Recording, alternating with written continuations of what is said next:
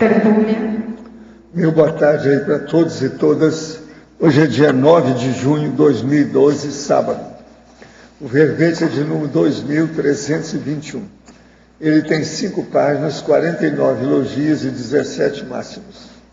Eu enfatizo aí que a divisão do detalhismo tem 12 máximos. O tema é teatro conscienciográfico. A especialidade é evocaciologia.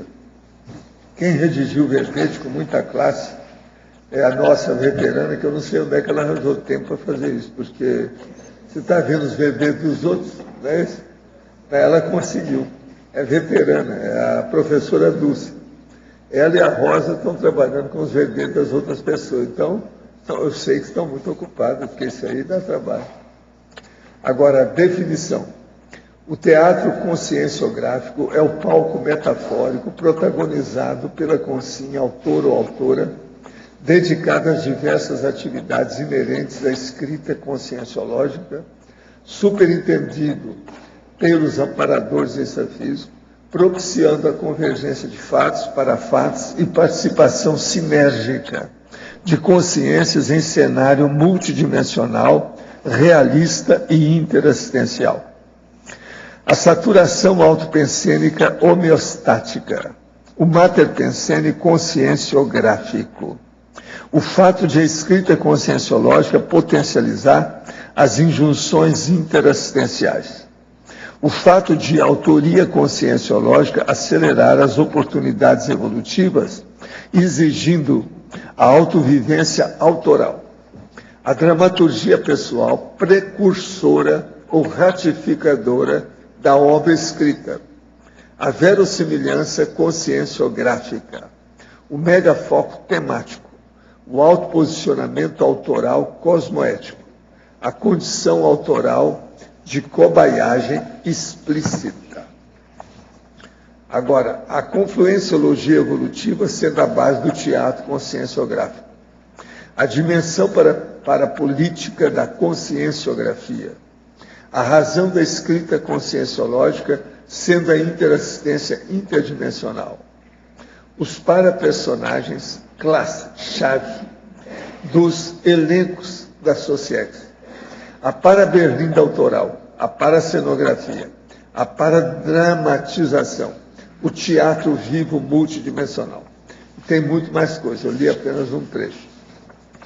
Agora, na argumentologia, nós temos aí o tópico sobre a caracterologia, com 10 gêneros de encenações teatrais, seguidos de respectivas analogias ou contrapontos úteis às abordagens do teatro conscienciográfico. Isso aí é interessante, todo mundo lê, a caracterologia. Agora, na remissiologia, nós temos aí 15 verbetes, nós destacamos 5. Autocenografia existencial. Campo de coexistência, consciência gráfica, conscienciografia, palco existencial. Frase enfática. O teatro conscienciográfico potencializa o holopensene pessoal da evocaciologia interassistencial, incentivando oportunas e evolutivas reciclagens envolvendo o elenco multidimensional. Você é operário ou operária ativa do teatro conscienciográfico? Já usufrui das benesses da interassistencialidade conscienciográfica? Em qual nível de lucidez? Agora, a mega análise aqui com João Paulo tem 22 itens. Palco, roteiro, bastidores, escrita, autorado. Verbete, livro, tares, performance e protagonismo. Histrionismo, grafopensenidade, tertuliário, mega cenário e grafoterapia. Conscienciografologia, comunicologia, elencologia, evocaciologia e holotecologia. Interassistenciologia e mentalsomatologia. Agora, o verbete do dicionário hoje é consininologia. O argumento é ginocomaticológico. Eu chamo a atenção aí para a pessoa ver como é o processo das consciências, os 3 tipos básicos, consciex, consim e consinim. A consinim é a consciência intrauterina, a fetal. Agora, aí eu teço as considerações sobre o assunto, que é um tipo de argumento avançado da conscienciologia. Agora, nós temos aqui, a Editares lança hoje o seu catálogo de livro 2012. Esse material será disponibilizado para as ICs e centros educacionais, com a finalidade de ampliarmos a divulgação de nossos livros, desenvolvido para servir para ferramenta ou como ferramenta de marketing da conscienciologia. Hoje a Editares conta com uma equipe especializada para atender às necessidades e demandas de divulgação das publicações de nossos livros. Caso necessitem de alguma informação, entrar em contato com promoção@editares.org. O catálogo está disponível também online no site da editora. E geralmente é www.editares.com.br. Agora, ó, se alguém quiser ver aqui o catálogo, está aqui conosco. Ele tem 41 obras e o download vai ser feito no site, pode ser feito pelo site da Editares. Agora, outra coisa que eu queria falar para vocês é sobre as pontuações do CAEC, a última que foi feita há 2 semanas. Nós temos no CAEC 807 mil artefatos de saber na holoteca. Lá tem mais de 88 mil livros e obras escritas. Nós temos um total de 6.100 dicionários. Tem 510 mil recortes de periódicos. Tem 278 coleções das tecas. Tem 674 voluntários residentes em Foz. Tem 174 voluntários do CAEC em Foz. Tem 67 autores do Holociclo publicados. Tem 260 beneficistas da comunidade conscienciológica. Tem 149 enciclopedistas da comunidade conscienciológica. Tem 154 professores aqui. Tem 84 psicólogos. Tem 39 médicos. Tem 35 engenheiros. Tem 30 advogados. Tem 14 arquitetos. E tem 13 biólogos, fora outras coisas. Isso é só para a gente mostrar essa condição atual, como é que nós estamos no CAEC. Isso aí dá o portfólio do CAEC atual. Agora eu entrego então a professora Dulce a vocês.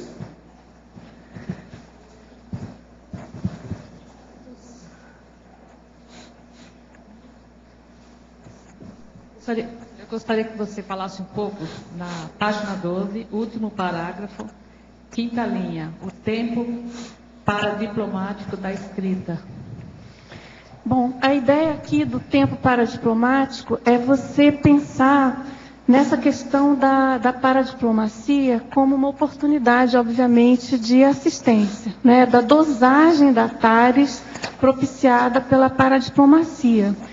E nesse link que eu fiz, né, nessa associação do tempo paradiplomático da escrita conscienciológica, no caso, é justamente você ter essa noção do momento certo, da pessoa certa, do texto certo, da palavra correta, no local adequado, enfim, todas essas conjunções que compõem, vamos dizer assim, uma abordagem paradiplomática, você trazer isso para a sua escrita, né? Então, você pensar na maneira que você vai querer colocar as coisas e não perder esse tempo, né? Ter esse timing, porque aí a gente está falando aqui do conceito do teatro, né? Da plateia, dos assistidos, de tudo o que envolve a prática da escrita. Tá claro? Tá claro. Tudo bem? Tudo bem. Alô? Patologia, o termo ficou claro, só que eu gostaria que você expandisse e, se possível, exemplificar, o fato de a escrita conscienciológica potencializar as injunções interassistenciais. Bom, no caso, a questão da escrita conscienciológica, você concorda que ela, por si só, ela é interassistencial. A escrita conscienciológica, ela é ancorada na TARES, tá certo? Então, o fato de você se predispor, né, você como autor, não importa do que, artigo, algum paper, o verbete, o seu livro, a sua mega GESCOM, de algum modo você vai estar criando uma oportunidade de fazer, vai estar criando oportunidades e conjunções, né, momentos para você fazer assistência. Por quê? Se você pensar na sua condição de intermissivista, de amparo de função, de você precisar esclarecer determinadas pessoas que só você provavelmente vai poder, mais especificamente. Isso tudo, então, favorece, propicia por si só uma conjunção, uma oportunidade, tá certo? Tá de certo. você ajudar determinadas pessoas, Ok. de um determinado modo de escrita, né? Certo. Quer dizer, a base desse fato realmente é a condição da TARES, né? Tá, e aí é o certo? seguinte, mais para baixo, aí você tem assim, ó, a condição autoral de cobaiagem explícita. Isso, eu não entendi isso. Você não entendeu? Cobaiagem, no caso, a questão do autor ser cobaia, né? Do autor conscienciológico, qualquer autor é cobaia. Uhum. Mas o conscienciológico, o que acontece? Isso eu penso assim, que é um dos grandes diferenciais da escrita conscienciológica. É justamente você ter a autenticidade, né, autoral, você trabalhar em cima da verbação.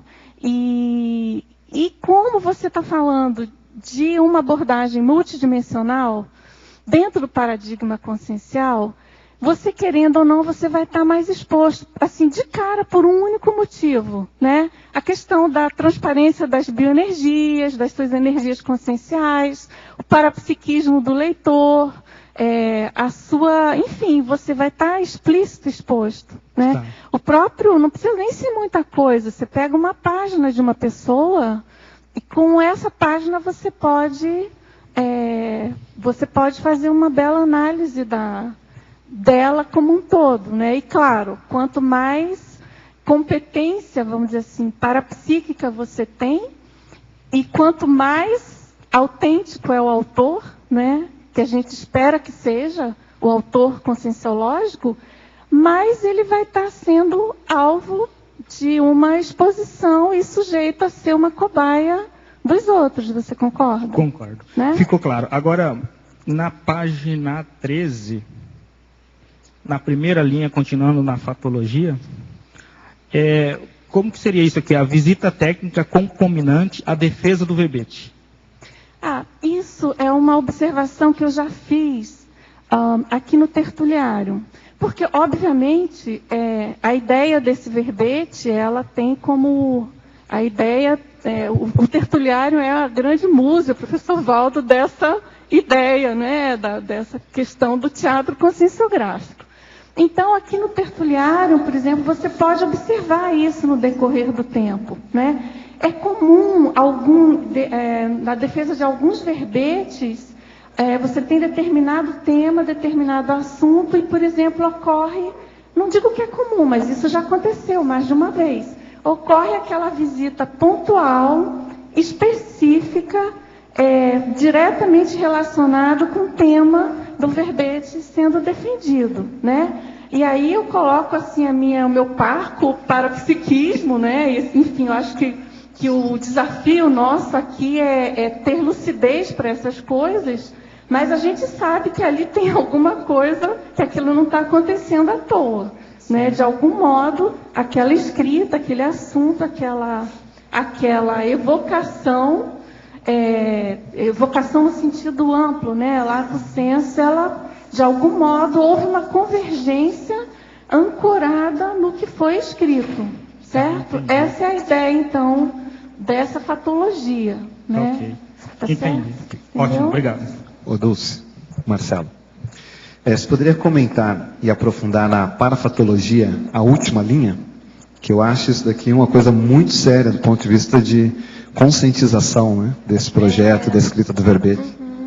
O teatro conscienciográfico do intermissivista integrando-se com a gotícula essencial ao mega cenário da Reurbex planetária. Bom, Marcelo, eu penso que, diante de tudo que a gente vem ouvindo, de todas as colocações feitas, né, pelo professor Valdo, pelas fichas que vêm caindo, né, a cada dia, a questão de toda a convergência atual da CCCI, tudo que já vem se falando sobre a importância da mega-gescom grupal, da importância da mega-gescom individual. E eu acho que realmente essa condição de autorado é alguma coisa muito fundamental na nossa Proexis, né? E que se a nossa Proexis está diretamente relacionada à Reurbex do planeta, eu acho que isso pode trazer uma grande diferença pela força do texto escrito, né? Pela força da palavra, do vínculo que você cria quando você se posiciona e registra aquela sua ideia, fazendo um link com o seu curso intermissivo, né? Então, eu acho que realmente vai fazer uma grande diferença. Quanto mais intermissivistas conseguirem escrever, deixar grafado algo que seja um verbete, um artigo, alguma coisa, eu acho que isso vai contribuir muito para a Reurbex em geral do planeta. Dulce, na parafatologia também, lá na segunda linha, você fala a dimensão parapolítica da conscienciografia. O que você... Dimensão parapolítica. Bom, a questão da dimensão parapolítica, João Paulo, é que muitas vezes a gente observa que pode ocorrer uma certa ingenuidade da pessoa em relação à escrita conscienciológica. Por exemplo, eu coloco isso muito baseado nas aulas que eu já dei, na experiência que a gente teve ou tem, né, no curso Formação de Autores, ou até no acompanhamento de alguns autorandos, né? E é claro que alguns têm essa dificuldade de entender, mas o que eu quero trazer aqui é o lado positivo disso, é a importância disso, né? É a pessoa ter essa noção. A gente, como intermissivista, como cognopolita, enfim, conscienciólogo, ter essa noção da dimensão parapolítica de escrever sobre conscienciologia. Do que isso representa do ponto de vista parapolítico? É a questão do seu posicionamento cosmoético, né, frente a algumas ideias novas de ponta, que você tem que bancar isso perante toda uma sociedade em tese, no contrafluxo dessas ideias, e isso realmente exige esse posicionamento. Então, essa dimensão parapolítica da escrita, ela transparece tanto exigindo que você como autor, tenha esse posicionamento e tenha essa lucidez para as consequências do que você está propondo, entendeu? Isso tanto pode ir num aspecto assim mais específico, né? Por exemplo, da pessoa que decide escrever sobre algum assunto e ela não tem autoridade moral porque, por exemplo, ainda está mexendo com aquilo de uma maneira equivocada ou não fez as recins necessárias para ela poder bancar aquela colocação ou aquela reciclagem, né? Então, a pessoa pensar sobre isso. Até realmente uma abordagem mais ampla, mais plena do significado da escrita conscienciológica em termos assim macro, né, de parapolítica em geral, né, do que isso pode estar direcionando e implicando em termos de neoideias para a sociedade em geral, tá certo? E como é que você, e como é que você vê, por exemplo, você que está acompanhando assim os temas que as pessoas estão dando, as revisões que vocês fazem, como é que você está vendo o amadurecimento, desde lá do começo até agora, desde os temas até o nível de teática da pessoa sobre o assunto que ela está explanando ali, como é que está melhorando, que ponto está chegando assim? Eu acho que essa questão vamos dizer assim, do avanço, né, da qualificação, é claro que é recíproco, né? Tanta gente que está trabalhando na revisão, que está buscando ajudar, né, quem quer escrever os verbetes, no caso, quanto o próprio verbetógrafo. Então, há uma diferença interessante, mas eu não vejo assim um crescendo. É como se fosse uma ampliação de frentes de abordagens, entende? Porque no caso específico, né, João Paulo, da verbetografia, no caso, a gente tem um leque intenso, um leque grande de tipos de verbetógrafos, né, de neoverbetógrafos. Então, tem desde aquela pessoa que acabou de conhecer a conscienciologia, que não tem muita noção assim de conceitos mais densos, né, mais profundos, mas que tem aquela vontade forte, decidida de escrever. Até aquela pessoa que já é bem veterana e que já tem muito aprofundamento, muito tema de pesquisa e que simplesmente é uma questão mais de conforto, de adequação ao verbete, né? Então, isso aí dá uma diferença grande em relação à sua pergunta, né? Mas, de um modo geral, o que a gente percebe? Que a incidência de temas relacionados às reciclagens, à autopesquisa é muito forte, e isso a cada dia que passa vai aumentando, né? Você vê esse movimento dos conscienciólogos de realmente praticarem aquilo, de se autoconhecerem, de se autopesquisarem. Isso eu acho que vem sempre num crescendo, não para.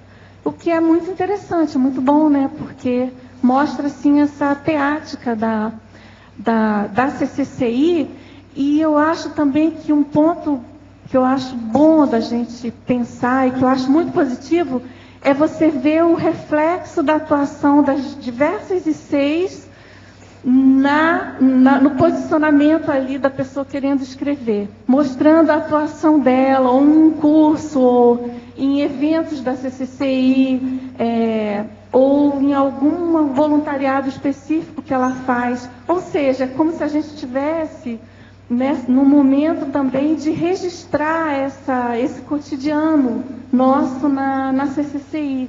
Que é uma coisa bem interessante, eu acho, muito rica assim, para a própria conscienciologia, né? Dulce. Se eu só pegar o ponto que você estava falando de parapolítica, quando você fala assim de uma visão parapolítica mais ampla do efeito do verbete, você incluiria a questão da noção e da lucidez quanto à construção de uma para-história? Porque normalmente quando você está construindo a história, muitas vezes as pessoas elas não estão cientes que estão construindo a história. Um século, 2 séculos depois, as pessoas olham para o passado e veem, puxa, mas aquela pessoa, ela construiu a história. Então esse momento seria mais ou menos isso, com essa... É uma parapolítica isso também? Eu acho que tem a ver sim, Marcelo. Isso que você está colocando tem a ver com o Crescendo que eu fiz. Você pode ver ali na Crescendologia, eu propus alguma coisa parecida com isso que você está colocando, que é a questão do Crescendo História Oral para História Grafada. Tem a ver com isso, que é justamente a gente sair a história oral, enfim, não sou especialista, aliás, deve ter um verbete sobre isso, mas enfim, nem li ainda. Mas essa questão de sair um pouco da informalidade e dessa questão imediatista, né?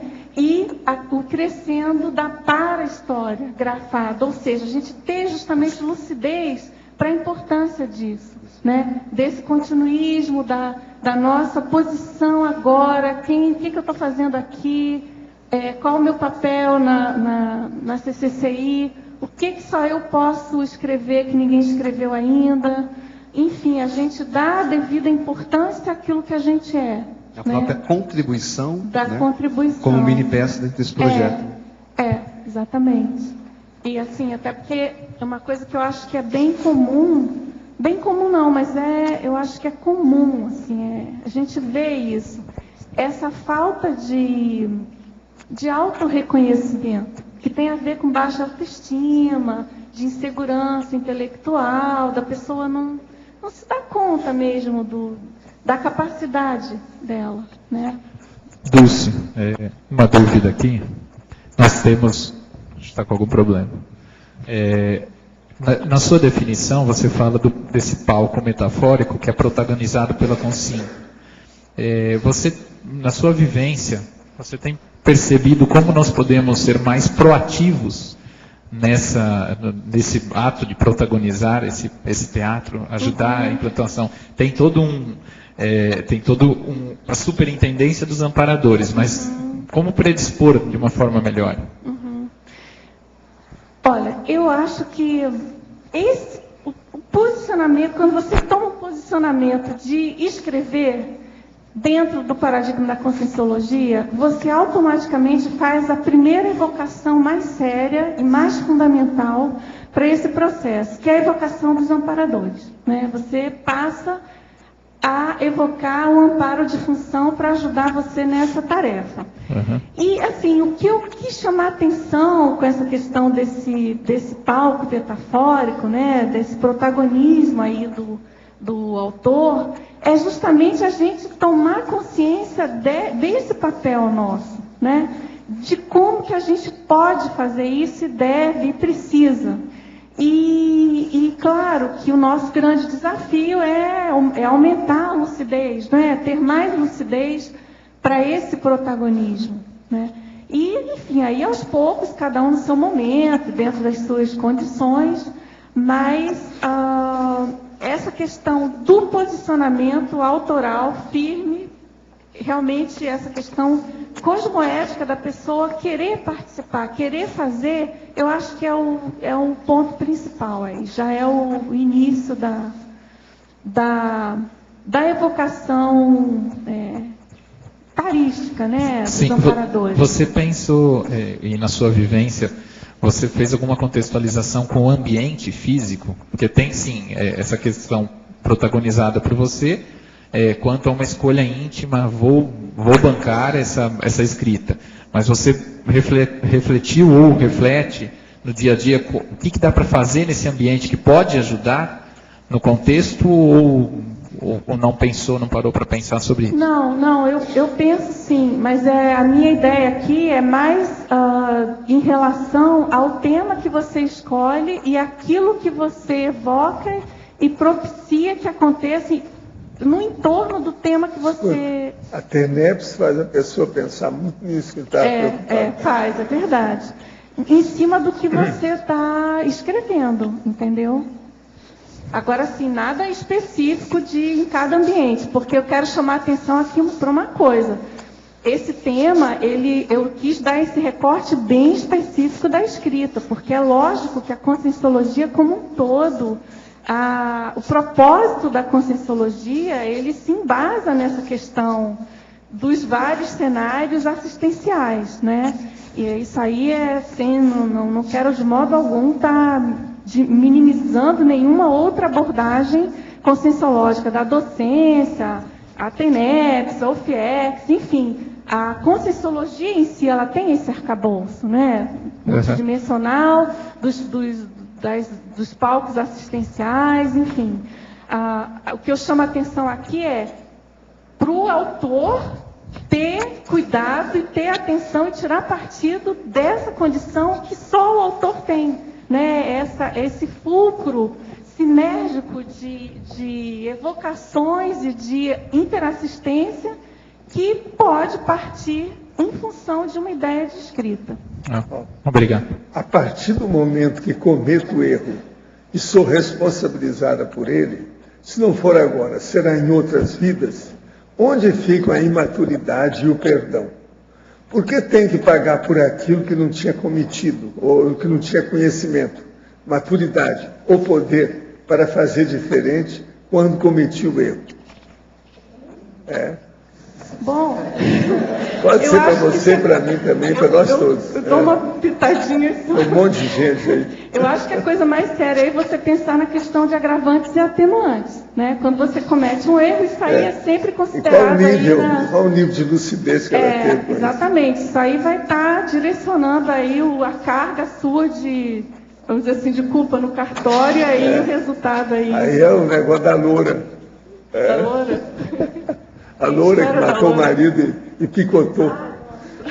Quando a pessoa casa, eles falam assim, e que durante toda a vida, até que a morte os separa. Ela arranjou um jeito de separar o cara em pedaços. Então acabou com ele. Essa é terrível, né? Até de piada lúgubre, essa aí é a maior, foi feita na televisão. Terrível. Agora aqui, patologia. Página 12, sexta linha. Poderia explicar a lacuna ideativa prolongando o entreato ocioso? Bom, a lacuna ideativa, no caso, não deixa de ser alguma coisa que tende ao lado negativo da escrita, né? E que a gente precisa tomar cuidado com isso, considerando que ao você ter uma lacuna ideativa e, claro, que de produção, você vai estar prolongando uma ociosidade assistencial e tarística. Então, é prestar atenção aí o que está por trás disso, né? Muitas vezes a pessoa usa esse subterfúgio, no caso, não tenho ideia para escrever, não sei o que eu podia e estou com uma dúvida. Geralmente, por trás disso, além de um autoassédio, já tem aí toda uma série aí de outros fatos e de assedialidade, no caso, inibindo e prolongando aí uma ociosidade grafo-pensênica autoral. Em parafatologia, página 13, segunda linha, poderia detalhar a dimensão parapolítica da conscienciografia. E na quarta linha, a paraberlinda autoral. De que modo surgiu o tema desse verbete para você? Isso é o doutor Eduardo Doria, aquele de Curitiba. Ele faz a pergunta tudo em cima do lance aqui, que ele não sabe. Bom, a dimensão parapolítica eu já falei, vou falar mais um pouquinho.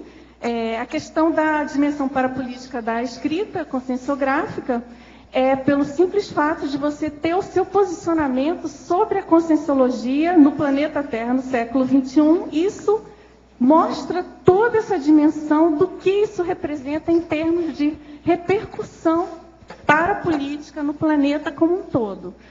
Numa dimensão mais micro, vamos dizer assim, de uma parapolítica mais pontual, chamando atenção para essa questão do posicionamento do autor em relação à condição dele de escritor, né? Não esquecer disso, considerar a importância disso, que é algo muito sério e de muitas ramificações à escrita conscienciológica. Outro item que você pediu é em relação à paraberlinda autoral. A paraberlinda autoral tem a ver com a condição da cobaiagem, né?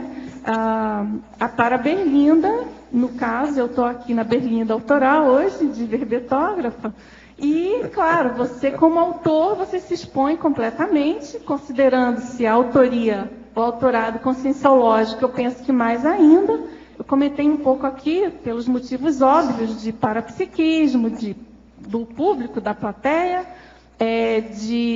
do entendimento das energias de quem está ouvindo, de quem está prestando atenção, e da autenticidade autoral, da autenticidade cosmoética que o autorado conscienciológico exige do autor.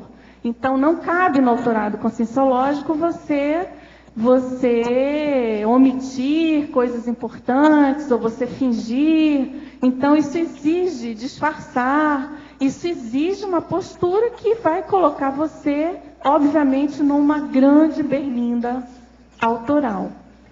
Agora, de que modo surgiu o tema desse verbete para você? Está perguntando. Pois é, esse tema surgiu de uma maneira aleatória. Apareceu aquela frase, teatro conscienciográfico e essa questão o termo surgiu de uma maneira rápida, mas a ideia surgiu a partir da minha experiência, da minha vivência na CCCI, lidando com a escrita em geral, de ouvir as pessoas, do meu caso, das minhas vivências, obviamente, principalmente quando eu estava escrevendo o meu livro, mas também ouvindo os relatos das pessoas que escrevem e que comentam com a gente, né? Do que elas passam, dos fatos, das mini ocorrências durante a escrita, das interveniências factuais durante a escrita. Isso foi me chamando a atenção para a importância da gente ter mais lucidez para isso, né? Professor, esse ano irei me formar em medicina. E, embora ainda não tenha feito residência, pretendo passar o ano 2013 em Foz, com o objetivo de traçar plano para a minha PROEX. O que o professor acha da estratégia? Não, está bem. Agora, seria bom você, de cara, entrar nos cursos da Apex para dar um balanço na sua vida. Aí. Tem 23 anos, então está na hora de pensar. E a residência não é fácil, vai te dar trabalho. De modo que é bom observar. Sabe lá se até quando ele estiver terminando aí, vai ter algum processo de medicina aqui em Foz, que pode ajudá-lo, né? Agora, para você, sinergismologia, página 13, segunda linha. Poderia abordar o sinergismo intencionalidade cosmoética, autoconfiança intelectual?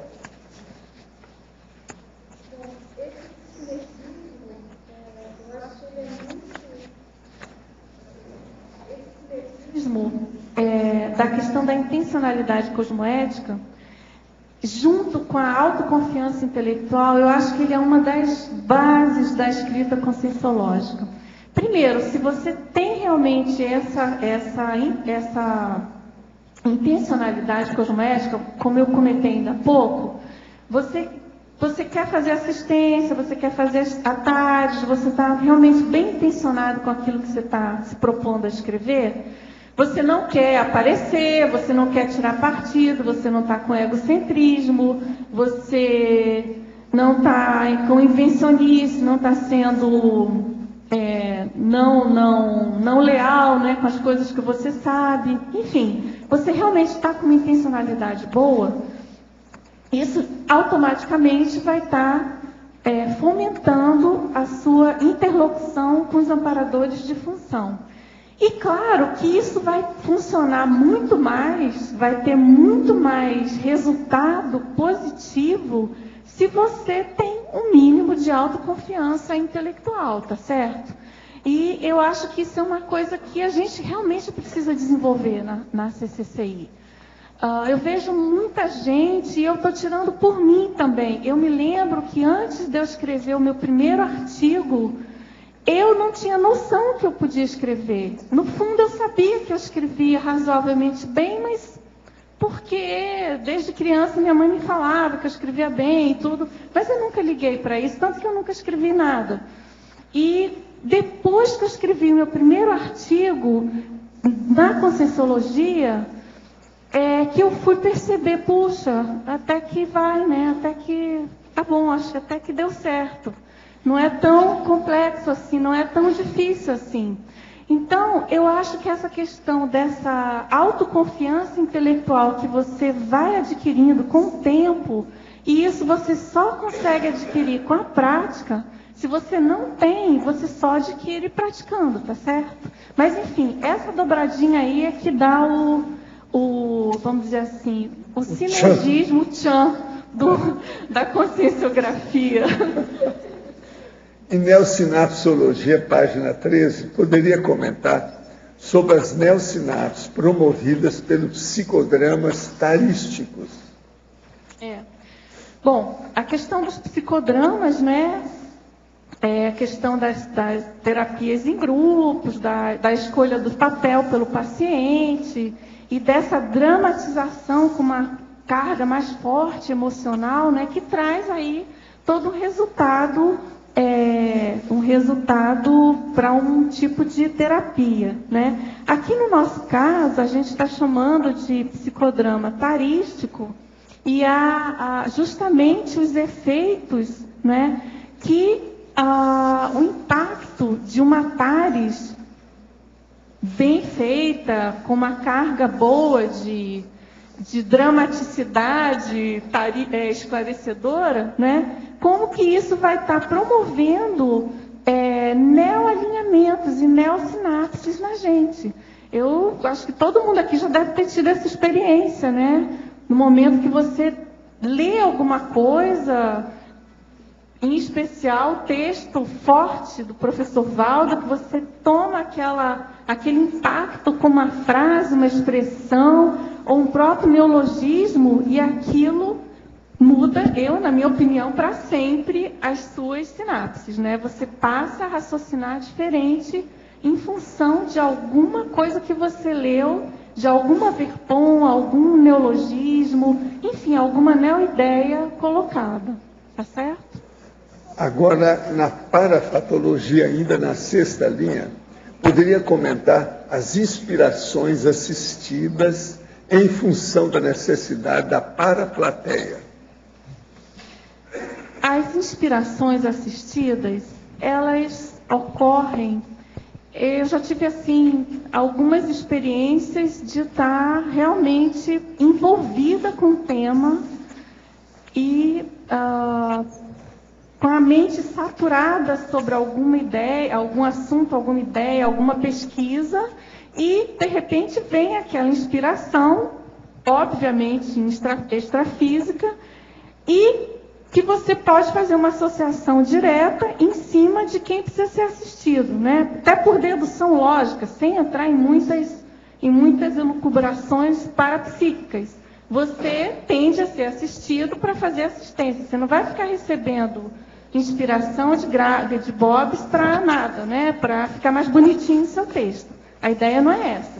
Geralmente você tem inspiração porque você precisa atingir algum público, alguma pessoa, com alguma abordagem que você não tinha feito ainda e que é importante, sim, para determinada plateia, para determinado público, né? A gente sabe que, às vezes, é aquela palavra, é aquela abordagem que vai fazer o esclarecimento. E, por exemplo, o professor Valdo fala muito e coloca muito isso em prática, a técnica da circularidade e as várias maneiras, né, os vários modos de abordar o mesmo assunto com exaustividade também. E detalhismo. Exatamente, a trinca de ouro. Hoje de manhã eu falei alguma coisa disso aí. Agora aqui, ó. Professora Dulce, pode-se dizer que Honoré de Balzac, tendo criado mais de 8.000 personagens, foi um precursor do teatro conscienciográfico? Ele teria dado o fechamento das suas obras com a escrita psicografada do Cristo Espera por Ti? Mexeu com você, né? Mexeu com você. Provavelmente sim, totalmente. Inclusive a professora Malo comentou aqui ainda há pouco sobre isso, não tem dúvida. Na minha opinião, sim. Né? Com todos os bastidores que a gente sabe atualmente sobre a obra. Enfim. Não, e ele escreveu 86 romances, até um certo ponto, 86 dramas diferentes. Valdo, É por isso que teve tanto. Ele queria fazer concorrência com o registro civil. Então ele queria criar uma nova população. Ele falou isso claramente. Valdo, desde que eu vi o título do verbete da Dulce ao chegar, o primeiro comentário que eu fiz, e as minhas anotações praticamente todas aqui são sobre isso. Como ele foi... Aqui, logo que você chegou, eu falei. Você me falou, esse é para você. Esse verbete é para você. Porque eu estou pensando no Balzac o tempo todo aqui, porque o anti-clichê, sabe, do Cristo Espera por Ti, a antificção, como é que ele passou de um lado para o outro. Ele escreveu 86 romances, milhares de personagens que ele criou. Foi um novo direito, vamos dizer, novo Estado Civil, nova população. No entanto, ele nunca tinha falado no drama, na trama que está no romance. Nenhum deles Nenhum trata deles ele daquilo, aborda. que é o processo do destino, a coisa mais séria que tem. E eu pensei aqui também o tempo todo naqueles cenários extrafísicos, com o Zéfiro, ele fazendo aqueles psicodramas, o anterior e depois o do final. Então, a sequência toda de ideias para mim que surgiu esse tempo todo aqui, está tudo voltado O teatro para conscienciográfico é um até fato. assim, a energia, o padrão de energia disso tudo. Agora, ao falar em teatro, eu queria lembrar aí para a Isabel, lá em cima, para ter cuidado com essa eminente professora que está aí do seu lado, com esse boné de almirante, que ela fez uma viagem até a Rússia de navio. Nós vimos os dados da viagem dela ontem. Modo tenha cuidado com ela, que ela está aí olha lá, é o almirantado, então está comandando o navio. Ela foi até a Rússia, esteve na Finlândia, na Noruega. Ela não teve medo nem de ir à Noruega com aquele cara doido que tem lá. Ela passou por lá de navio. Entende? Dulce. Não tem que experimentar? Tem. Então. É o teatro. Teatro conscienciográfico. É o teatro. Você Agora, o importante. Você mudou a parageografia aí do cara. E o importante de tudo isso para mim é que no teatro, embora haja um paradoxo para mim também. Haja um paradoxo, porque a gente ainda vive no teatro, né? Como atores e atrizes, quem sabe um dia a gente possa estar sem ser dramaturgo, né? E a Dulce levantou aí na caracterologia questões muito importantes. Para mim foi assim gratificante eu ter tido essa coragem. Obrigada. Coragem. Se aqui dela tirando fotografia dos lugares todos lá, não foi fácil, muita coisa. Trabalhão. Agora, não conhecia, isso é bom, né, para saber de perto o que se passa. Estocolmo, né? Helsinki, você está entendendo? Na Finlândia, é a cidade do inferno, né? Helsinki. É muita coisa interessante. Aqui, ó. Professor Valdo. Aqui no ar. A verbetógrafa e a Dulce, queria que explanasse aqui as parapercepções, os parapersonagens chaves do elenco da Sociex. Eu queria que ela pudesse explanar isso aí. Obrigado. Bom, essa citação,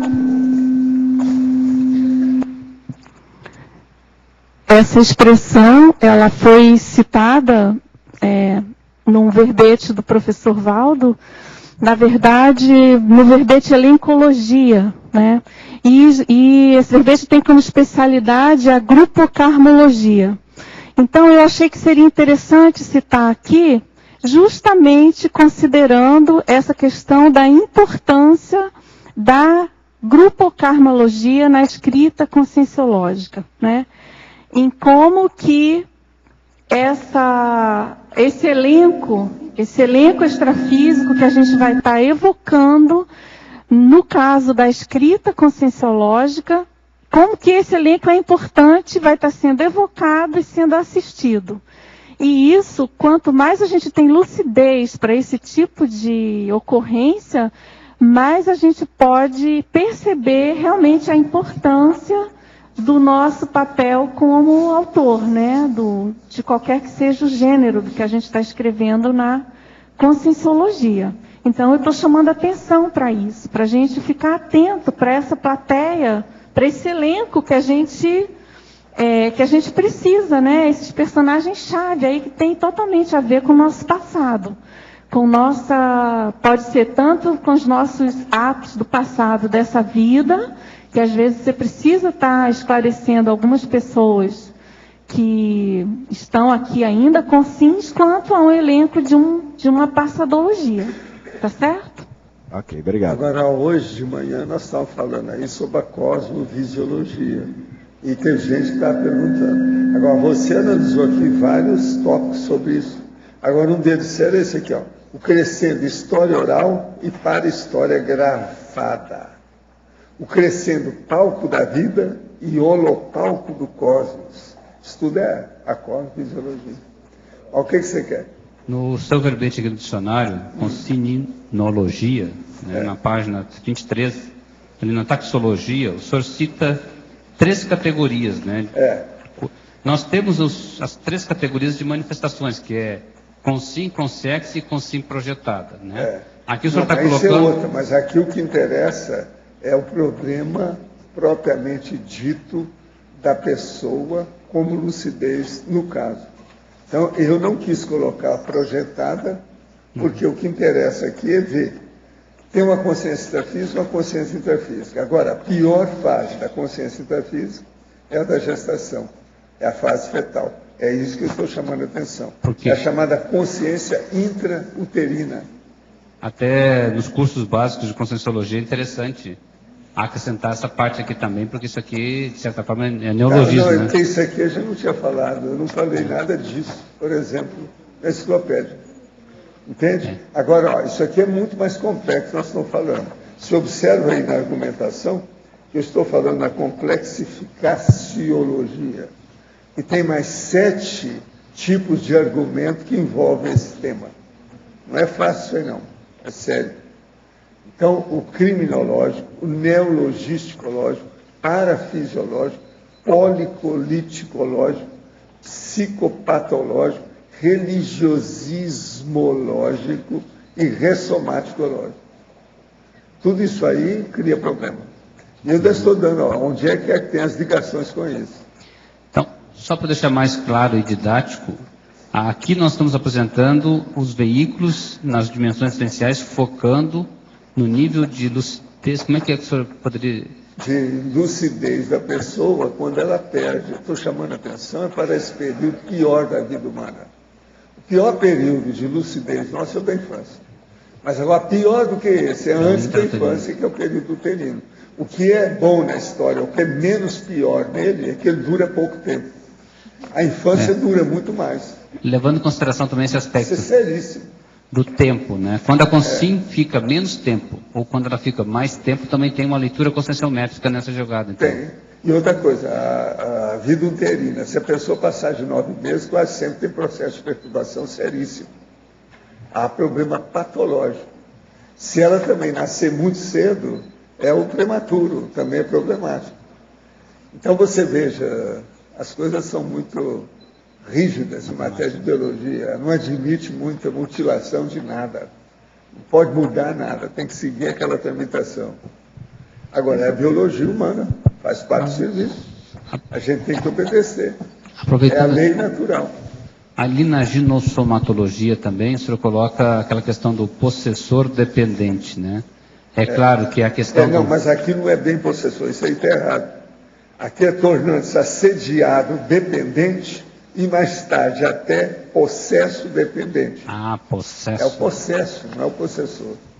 Agora, é lógico que o possessor é dependente, mas o que eu quero chamar a atenção é para o possesso e para o assediado, que é o que interessa aí no caso. Agora, eu deixei aqui essas coisas que estão para ver se acha. Essa aí, por incrível que pareça, o João Paulo não viu. De vez em quando, ele tem que deixar umas coisas, né, para a gente poder observar, senão não vai, né? Ele olha tudo. Agora, aqui nesse caso, o senhor está colocando a questão da possessão do feto e da mãe, a mãe pelo feto. Agora veja, isso é sério. Olha o caso aí da Sheila, o caso da mulher bomba, gestante bomba. Ela tem a filhinha, ela tem os filhos dela. Ela não estourou lá, como gestante bomba. Ela caiu em si, chegou... Veio a luz da cabeça dela, ela desistiu daquilo, com toda a lavagem cerebral religiosa do processo, no Líbano. Essa senhora é fora de série. Hoje eu já toquei no assunto dela. Ela não apareceu aí hoje, não, né? Ela não está aí, não. A Sheila é fora de série. Agora, o que é engraçado, que o dia que ela apareceu aqui mais séria, apareceu uma amiga minha extrafísica, que é a Sheila alemã, que trabalhava as nossas materializações, inclusive nas coisas, às vezes, junto até do próprio Arigó. Ela tinha sido enfermeira alemã e chamava Sheila, é a loira, sabe, muito bonita. Agora, no dia que a Sheila veio, ela veio junto. Agora, essa Sheila tem base libanesa, nasceu no Brasil, a outra é alemã, estranho. Agora, foi bacana ver aí a Sheila, porque a gente viu que ela ainda não ressomou. Ela está trabalhando esse tempo todo. Essa é grande, ela deve estar caminhando já para processo de semiconsciência, alguma coisa nesse sentido. Esse caso dela poderia dizer que é algum tipo de filtração que ela foi nesse período? Tudo indica que foi, né? Agora, por exemplo, para mim, ela e mais um outro Tuareg é que trouxeram essa Sheila aqui. Que a Sheila veio porque ela quer escrever um livro a respeito disso. Nós falamos que vamos ajudar em tudo que for possível nisso aí. Já pensou? A gestante bomba, a grávida bomba, ela não estourou o corpo dela, cheio de tudo quanto é explosivo, está tudo preparado para explodir. Na última hora aconteceu uma coisa, ela voltou, caiu em cima, não desisto disso. Ela estava convicta de estourar tudo. Com a filhinha dentro. É um negócio sério. De altíssimo risco. Você chegou a conversar com ela? Eu conversei com ela ainda. Ela é fora de série, é uma cabeça, moça. Inteligente, politicamente muito desenvolvida. Eu fiquei impressionada. Seríssima. Vale a pena conversar, moça. É uma senhora cobaia. Já foi É a apresentada. maior cobaia que apareceu esse ano aqui, até o momento. No curso que a gente fez com ela fez a assistenciologia, né? E aí na dinâmica energética, para pensar, fazer a tábula rasa, aquela da TENEPS, ela pensou nos chefes de estados, que ela tinha problema. Eram as pessoas que ela tinha tido pensamento negativo, ruim, nos últimos tempos foram os chefes de estado. Foi bom, né? Não foi bom. Agora, professora Dulce, na condição de tertuliano, enviamos questionamentos que são criados e muitas vezes escritos de outra forma. Seja para retirar erros grosseiros ou cacófias, eu vivo fazendo isso aqui todo dia, potencialmente capaz de gerar desvio de foco nos assuntos em andamento, seja para otimizar o seu entendimento. Na sua opinião, é possível manter a componente energética original do autor da pergunta, trazer seus anseios existenciais ao realizar o questionamento, ao mesmo tempo que são evitados os problemas citados quando realizadas tais modificações? Claro, totalmente. Lógico. Isso aí Nós só fazemos- é feito para melhorar. Nós fazemos isso aqui, mas de vez em quando também não fazemos. De vez em quando a gente mostra para a pessoa, sem falar quem é, fala assim, ó, seu contexto está muito errado. Tem tantos erros assim, por causa disso. Eu já falei aqui vários. Às vezes é bom para ajudar a pessoa.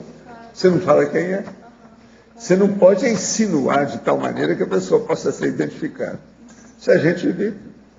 Agora aqui, professor, sendo evoluciólogo, orientador da evolução das consciências, pois conhece a holobiografia, ele também tem conhecimento técnico sobre a ressoma dos animais? Existiria um nível de evoluciólogo, exemplo, iniciante, médio, avançado? Tem. Esses níveis existem. Agora, o que se passa? Isso aí que você está falando, que cuida desse fogo, é aquilo que eles chamam que são os, devas. Esses que são os tipos de evoluciólogos que cuidam de subhumano. Agora veja, os evoluciólogos ainda cuidam de subhumano, porque tem muito primata humano, né? A gente não pode esquecer isso. Então, estão ainda muito juntos. Né? Não tem tanta diferença. Sim. No dicionário, eu queria entender melhor, saber o que o senhor acha, essa condição do estado contínuo de obnubilação consciencial. O senhor acha que, depois de alguns cursos intermissivos, nas próximas vidas, existe a possibilidade dessa condição ser minimizada e a gente ficar mais lúcido mesmo nesse momento em que Não, o que eu vejo é o seguinte, nós estamos caminhando para ser consciência livre. Quando nós somos consciência livre, nós não vamos ter nem psicossoma, nem soma, nem energossoma. Então não vai ter mais útero, não vai ter mais ressoma, não vai ter mais renascimento. Tudo isso vai para o espaço, tudo isso é secundário. Tudo é a moldura do quadro para nós evoluirmos. A hora que a gente evolui mais, você dispensa aquilo que é secundário. Você desativa o processo, não precisa mais. Então pensa na consciência livre de um lado e no feto do outro. Aí você vai começar a entender a diferença. Ó. A antipodia do processo, o antagonismo dessas extremidades. Entende? Isso aí é impressionante pensar. Então o problema nosso é ficar livre de tudo isso aqui o mais depressa possível. Entende? o feto, o corpo humano, você está entendendo? O processo de respirar, essa vida respiratória, corpo fole, esse fole que a gente tem, ficar livre dessa vida, dessa dimensão. E ir para uma dimensão mais avançada, que são essas das comunex mais evoluídas aí do cosmos. Esse é o caminho. É isso que nós estamos estudando. A tarefa do esclarecimento é esclarecer as pessoas que tem coisa melhor do que isso. Então, por exemplo, a pessoa que está aí totalmente siderada, apaixonada, gamada, doida por dinheiro, por sexo, por fama, por celebridade, tudo é besteira. Vamos pensar no processo. Nós temos que chegar lá na consciência livre. Quanto mais depressa, melhor. Mas para isso, a gente tem que ser evoluciólogo, serenão, depois consciência livre. Agora, eu conto com vocês, né? A maioria aqui nós contamos na base de pré-serenões. Nós estamos nesse caminho. Então, vamos ver como é que fica. Eu estava fazendo analogia assim, no curso intermissivo a gente, né, tem a amplitude, a cosmovisão e tal. Aí a gente vem, passa por todo esse restringimento e às vezes faz um monte de burrada até conseguir recuperar cons e fazer uma mudança, uma reciclagem. Burradas monumentais. Então me veio essa ideia de conseguir, a gente fala, né, na próxima vida eu quero chegar mais cedo, quero ter acesso mais cedo, ao ponto de não perder isso na vida intrauterina, né? Agora, eu penso que nós estamos tentando esclarecer isso.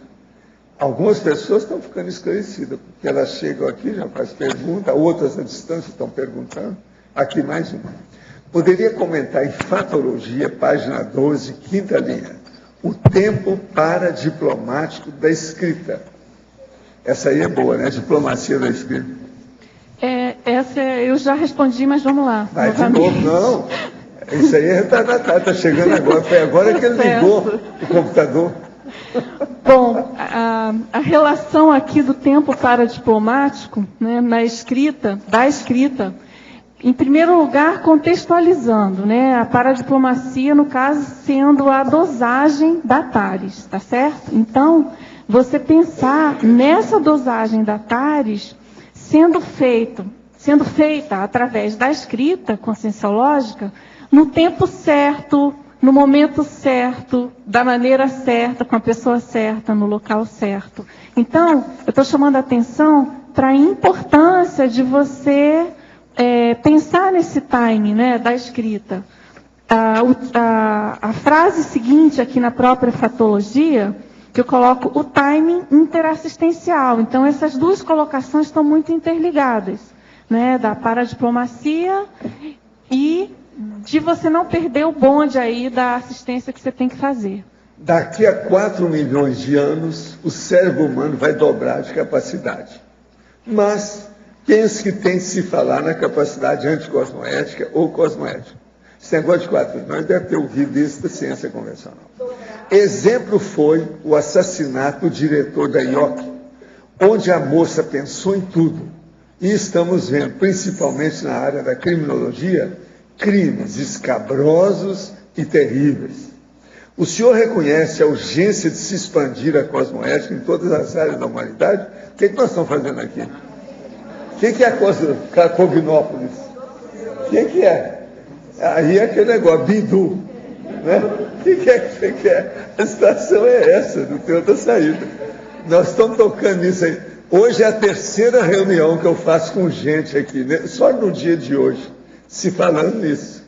Quer dizer, se não tocou na palavra cosmoética, tocou em outras que corresponde. Evolução, prioridade, interassistenciologia, o processo, por exemplo, do Código Cosmoético de Cosmoética, CGC, isso tudo é. Então vamos ver daqui 4 milhões de anos, né? Até daqui 4 milhões de anos, eu acho que vocês todos já são conscientes livres. Tá certo? Dulce. É muito tempo, 4 milhões de anos, é muita coisa. Né? Dulce. Sim. Paulo aqui no D. Pois D. não. Dulce? D. D. Aqui. Sim, pois não. Na pensenologia, penúltima linha, você comenta ali a saturação autopensênica homeostática, certo? Certo. Achou? Tá, eu queria que você fizesse um contraponto para a gente que está passando pelo processo de transição, da saturação autopensênica nosográfica, patológica, para essa saturação homeostática. E também falasse na tua experiência, quando você vai escrever um verbete, que tipo de técnica que você utiliza para esclarecer o público, os leitores sobre aquele tema. Você vai, vou ler tudo sobre o assunto, ou vou me basear nas minhas experiências pessoais? Tá. Fala aí tudo, os cursos que vocês estão dando, tudo. Tá. Explica aí, faz favor. Vamos por partes. Não como a senhora lá do senhor Ioki. Senhora Ioki.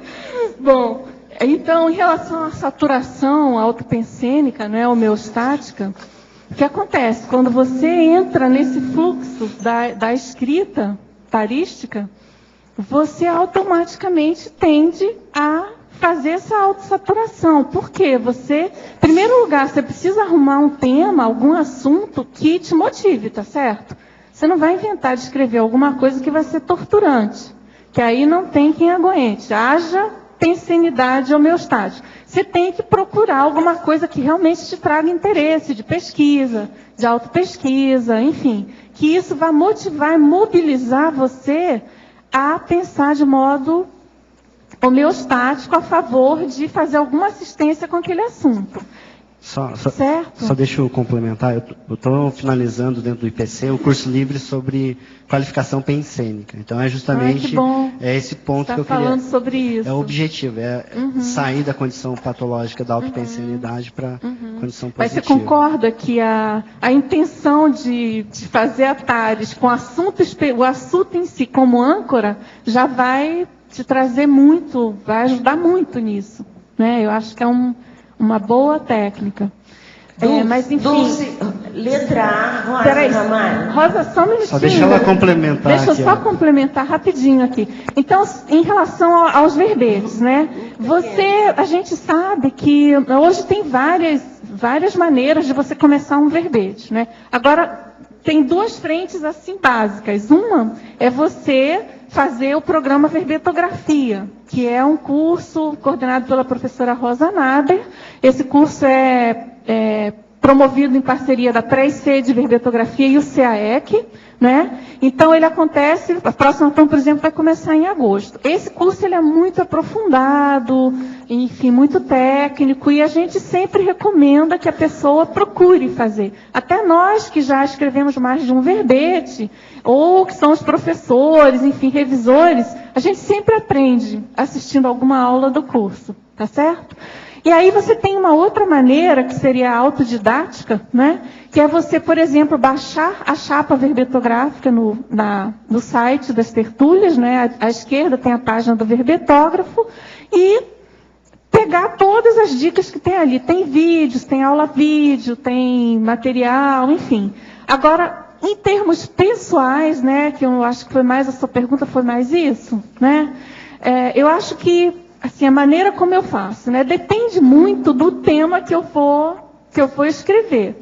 Então, isso aí é clássico. Ou você vai partir você vai pegar um tema que você não conhece muito, que isso vai exigir de você uma pesquisa externa muito mais ampla, leitura, consultas, internet, enfim, todo o aparato que você precisa para se qualificar em termos de conteúdo para a escrita conscienciológica.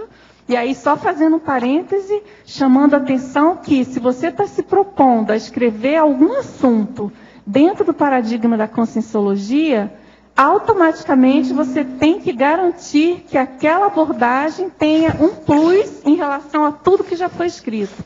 Senão, não tem validade, você concorda? Você tem que ir para frente, senão não é conscienciologia, né? Você está chovendo no molhado, você está meio que reinventando a roda, né? Então, essa transposição, essa abordagem conscienciológica de qualquer assunto da SOCIM, ela pressupõe que você faça uma ampla pesquisa, né? Se você parte de um tema que você já teve uma experiência, uma autovivência, ou é fruto de uma série de observações que você vem fazendo, aquilo exige menos pesquisa externa, tá certo? Você vai ter que se virar mais com você mesmo e, obviamente, com o que já foi escrito na Conscienciologia. Lembrando que a enciclopédia da Conscienciologia, no caso de verbete, é a maior fonte de pesquisa do verbetógrafo. Isso aí a gente não pode esquecer nunca, tá? Tá bom? Satisfez? Dulce, Rosa, na página 14, terceira linha, eu gostaria que você falasse sobre o binômio corpus teórico-atrator. Especificamente, eu me lembrei do verbete, do tema, né? O magnetismo da força presencial e o parapalco multidimensional que desenrola-se com esta atração, esta evocação. Bom, esse binômio aqui, Rosa, é a minha musa inspiradora, que obviamente é o professor Valdo, e não tem outra musa mais propícia, mas eu enfim... sou muso, tá? Com sim, musa! Já que tem que ser. Mas enfim... Mas eu, depois que ela falar, eu vou mostrar para vocês ela que é a minha musa. Ela escreveu a caracterologia, que eu quero fazer umas comparações. Para mim, um dos pontos altos desse verbete. O muso permite Ninguém falou que eu... nada disso aqui até agora. Posso complementar Pode aqui, complementar, senhor muso? Tá, ok. Então, a ideia aqui básica é de você ter a substância, vamos dizer assim, do corpus teórico do porte da Conscienciologia e a força presencial do autor, do professor, enfim, do autor expositor de alguma ideia. Isso tudo vai estar potencializando todo o trabalho. Eu né? sou o musgo dessa história. Não é muso, não. Musgo. Agora, musgo, é aquele negócio amarelo que fica em cima da... Agora, ó, caracterologia. Aqui é muito importante a gente ver isso. 10 gêneros de encenações teatrais e a relação com as abordagens do teatro conscienciográfico. Então, por exemplo, besterol, o autor heterocrítico. A comédia e o autor autocrítico. O drama e o autor consciêncio-terápico. A farsa e o autor taxíquico. O happening e o autor pangrafista. Monólogo e o autor cobaia. Ópera e o autor completista. Pantomima e o autor retrocognitor de cons. E a tragédia e o autor traforista. Isso aí, olha, você deu uma visão de conjunto cosmovisiológica violenta do processo do palco, das coxias, do primeiro plano, dos bastidores, da plateia, entra tudo isso aqui. O negócio é seríssimo. Agora, o que é bom é que você arranjou 10 itens, 10 tipos diferentes de dramatizações. Então, vale a pena pensar nisso aí. Eu busquei aqui, tentei... É um dos pontos sérios que eu acho aqui. Você não acha, Marco, que aí é um ponto sério? Eu busquei os gêneros mais comuns, né? Mais conhecidos. Assim. Você pensou que precisava para esclarecer o processo em matéria de teatro. Teatro, cinema, televisão, farsa. É o que está falando, né? Doce. Não, e o processo de cinema, né? Com o problema todo do estúdio, ali dentro, é aquilo ali. Se uma pessoa for ver isso aqui e começar a refletir, ela muda o destino dela. Ela não fica ali dentro. Não vai fazer besteira. Agora, veja, é isso que a Maria Paula está acontecendo com ela. O drama da Maria Paula é esse, é mudar o nível, a qualidade para melhor, para ajudar a própria plateia. Ela está certíssima. Certíssimo. Sair do besterol para uma coisa mais séria. Dulce, aqui. Eu gostaria que você explicitasse um pouquinho mais sobre a síndrome de Amiel aqui em Sindromologia, página 14. E assim, a ideia que me ocorreu é se existe alguma grafoterapeutologia nesse sentido para essa síndrome. Bom, vamos lá. A síndrome de Amiel tem um verbete, tá? Depois você dá uma olhada, mas basicamente essa síndrome ela foi descrita em função desse autor de ter escrito milhares de páginas, engavetado e nunca ter publicado. 24 mil. E nunca publicou. Então, é uma chamada para a gente, né? Tem esse verbete na enciclopédia, dessa tendência que alguns têm de achar, de perfeccionismo, de achar que sempre tem alguma coisa a mais para escrever e não libera, não solta, não desengaveta. E aí cai naquela problemática que eu já falei ainda há pouco do timing interassistencial, né? Perde o timing, perde todo o contexto que você tinha, aquilo enfraquece, tudo que você tinha que colocar diminui, enfraquece, ganha uma outra proporção. Né? Então, a gente tem que estar atilado para isso. Né? E você perguntou sobre a questão da grafo... acho que a OIC tem alguma abordagem nesse sentido. Eu não tenho, assim, muito conhecimento, nem muita certeza. Mas o que eu posso te dizer, assim, em termos de terapêutica, né, nossa, aqui da Conscienciologia, é que essa questão de você tomar a iniciativa de participar de alguns cursos ou atividades na CCCI propícias a isso, vai te ajudar muito. Você sabe que tem muitas atividades hoje em dia, né? Muitas ICs trabalhando com isso. Então, eu acho que não só atividades relacionadas à escrita, mas eu acho que as atividades em si, pró-reciclagem da CCCI, obrigatoriamente elas vão passar por uma mudança na sua postura em relação à escrita, tá certo? Esse seu posicionamento de tomar iniciativa, se for o caso, ou de não ter medo de alguma coisa, enfim. Por exemplo, você já deve ter visto alguns verbetógrafos aqui, o que significa em termos de reciclagem para a pessoa que toma iniciativa. Para alguns, né? Para alguns mais, para outros menos, em função das dificuldades pessoais, entendeu? Agora, essa questão da grafoterapia, eu acho até que eu citei na teoria. Teoria da grafoterapia, tem várias abordagens, né? Da grafologia, a grafoterapia é um dos itens, né? Então, tem várias propostas da SOCIM, assim como tem da biblioterapia, da pessoa buscar através da escrita ou da leitura. Aí, no caso, é mais de literatura, né? No caso da biblioterapia. Mas, enfim, são técnicas importantes, consideradas e bem estudadas aí pelo pessoal especialista. Mas, essa altura do campeonato, eu acho que as técnicas conscienciológicas vão ser mais eficazes para você. Né? Dulce, eu acho que eu estou nessa síndrome. De Amiel? Que eu perguntei. Então, você já leu esse verbete? Lê esse verbete com calma e se você está de cara achando que tem a ver, e aí você faz uma reflexão e, enfim, toma aí seu posicionamento de mudar essa página, né? Certo? Obrigada.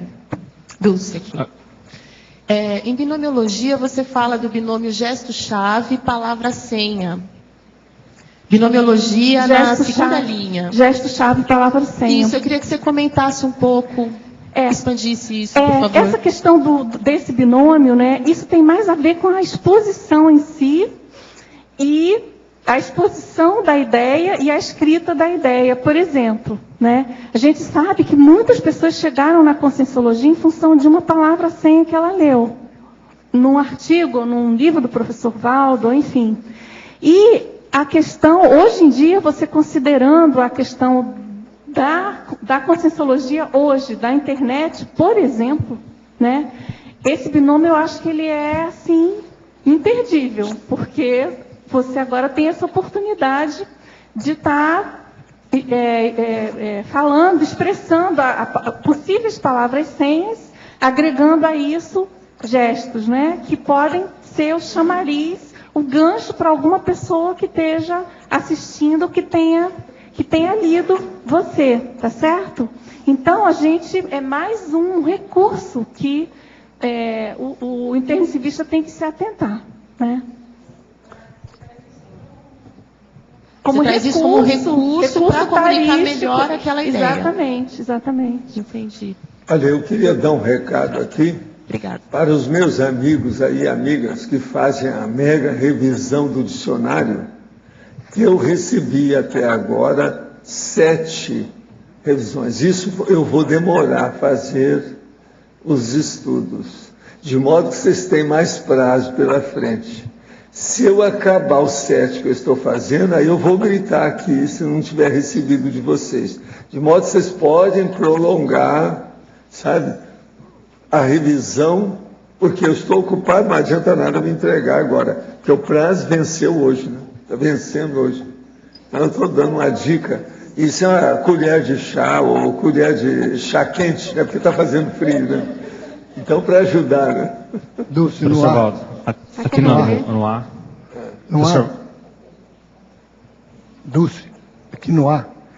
É na parafatologia, na 5ª linha, o autoassédio intelectual impedindo a performance tarística. E depois tem uma outra questão, se puder expandir para mim essa, depois uma outra, por favor. Tá.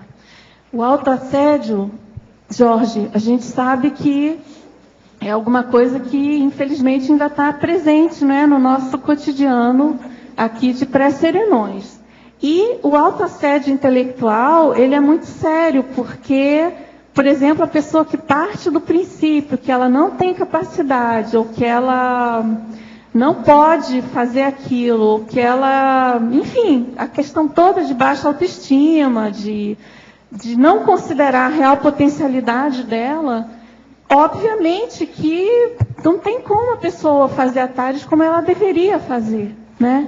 E, puxa, acho que o professor Valdo fala isso de assim, que não tem motivo, se a pessoa é intermissivista, não tem motivo da pessoa achar que ela não tem preparo para escrever, para produzir, para fazer TARES. Não teria lógica a pessoa ser intermissivista e não ter competência para escrever alguma coisa sobre uma vivência dela, por exemplo, ou uma ideia que ela tenha. O simples fato da pessoa ser intermissivista, de estar na CCCI, de estar hoje aqui, já é um belo motivo para escrever alguma coisa. Então, aqui eu estou chamando atenção para isso, sabe? Da gente realmente sair dessa condição de pré-serenão autoassediado com isso e romper essa barreira. Com esse nome de George Washington. A responsabilidade aumenta, né, pessoal? E a segunda questão é na ciclologia, a última linha. É a página 13, né? O ciclo evolutivo, Isso. visibilidade e serenologia, esse ciclo foi proposto pelo professor, mas, enfim, no caso aqui, eu chamo a atenção para esse ciclo, para a gente se imbuir da condição de pré-serenão, de necessidade de visibilidade, de realmente mostrar a cara, mostrar que veio na atual ressoma, e colocar aí na praça as nossas ideias, as nossas vivências, nesse longo percurso aí da evolução até chegar na condição de serenão. Eu acho que todo mundo aqui tem inveja branca, né, de serenão, eu particularmente, essa condição de não precisar ficar fazendo exposição, mas, infelizmente ou felizmente, a nossa condição exige isso, né, exige essa exposição, essa visibilidade tarística e a favor de nós mesmos, em primeiro lugar. Quer dizer, você quer dizer agora ser visível para caminhar para a invisibilidade. Você não tem como chegar na serenologia sem se tornar visível. Impossível.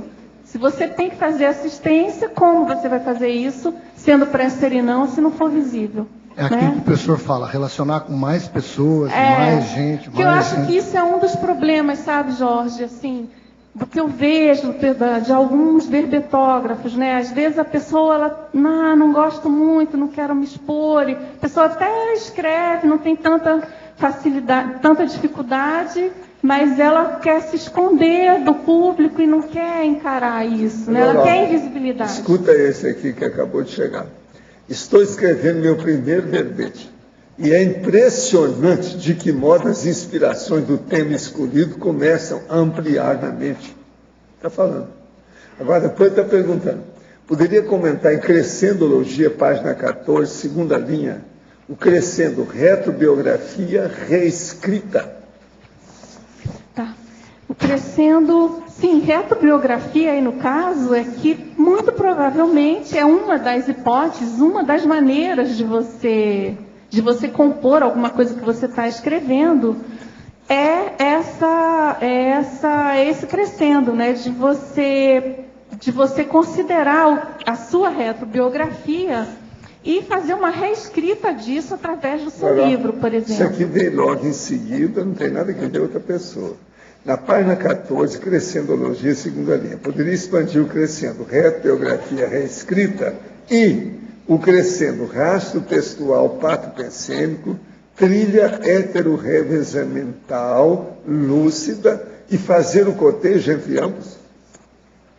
Bom, um está bem relacionado com o outro, né?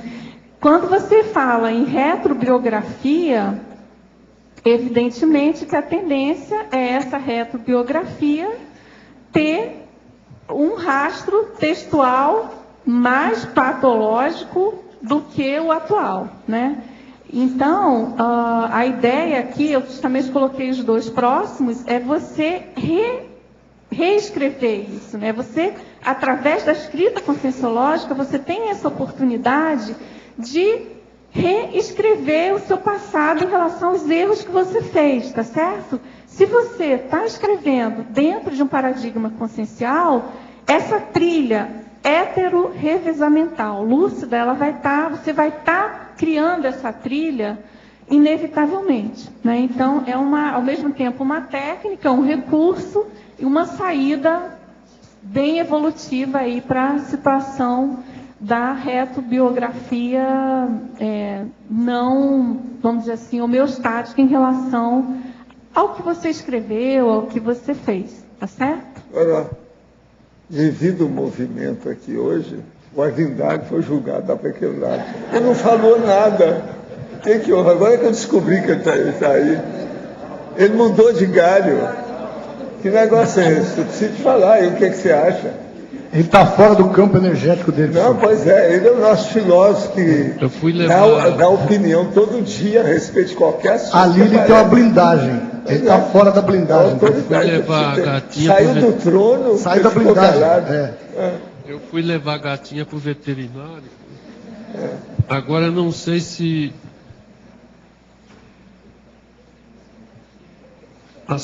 Esse aqui eu não sei se já a saturação autopensênica homeostática já foi falado.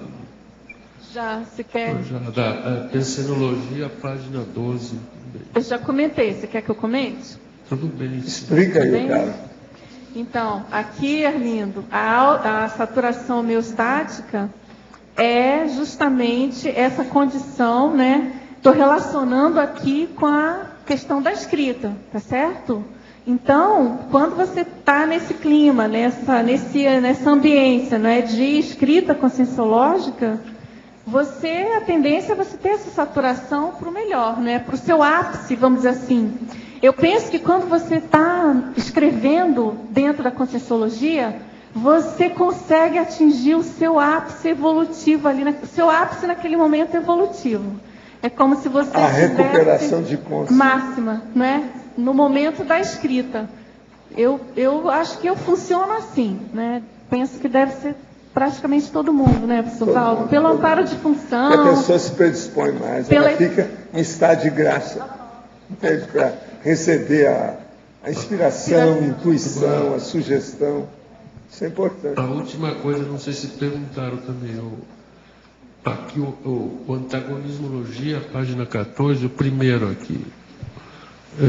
O antagonismo protagonista lúcido, ator de teatrão. Aqui eu estou chamando a atenção para a condição do ator de teatrão. Tem também um verbete, né, do verbete na enciclopédia, ator de teatrão, que é aquele ator de bobagem, né? Aquele ator de algo que não é evolutivo e não tem nada a ver com a Adele, né? Não. Agora. Então, tem eu chamo. Canastrão, né? Agora É o canastra. O Adélio não é canastra. Um protagonista lúcido, você pode fazer um paralelo com ele como um ator. No caso, o protagonista lúcido, né, que eu coloquei aqui na antagonismo, o protagonista lúcido, na própria definição, eu já coloco o autor na condição de o palco metafórico protagonizado pela consim autor ou autora. Então, a condição aqui ideal que a gente busca, né, que eu acho que nós todos devemos buscar, é o protagonismo lúcido como autor da conscienciologia. Ou seja, quanto mais lúcido você está para a sua própria condição, para as prioridades assistenciais que você tem que fazer, mais você vai ter lucidez e para esse protagonismo desse teatro conscienciográfico, das evocações necessárias, da interligação, da intimidade sua com o amparo de função que você precisa, da reciprocidade de trabalho seu intrafísico com a contrapartida dos amparadores, para você poder fazer uma assistência mais efetiva, tá certo? Então, ou seja, é protagonismo mesmo. Metaforicamente, né? Como é que um autor ele vira ator? Ator no sentido lato sensu mesmo, tá, Arlindo? Se você pegar, lembra na fórmula inicial dos verbetes, que era atos, fatos e parafatos, e que tinha os atores e atrizes? Nesse sentido, nós todos somos atores e atrizes, lato sensu, tá certo? Certo. O verbete é um script. Eu sou atriz, você é ator, todo mundo o tempo todo, né? Aqui eu fiz o recorte da escrita, mas você pode fazer esse recorte para qualquer assunto, né? Você tem vários teatros no planeta Terra. E há muitos autores que se transformam em autor, produtor, o redator, é o script, é o homem que faz. Ele é capaz de tudo. Com certeza. Quase sempre ele foi ator primeiro, para aprender. Com certeza o Adélio é um grande autor e ator também.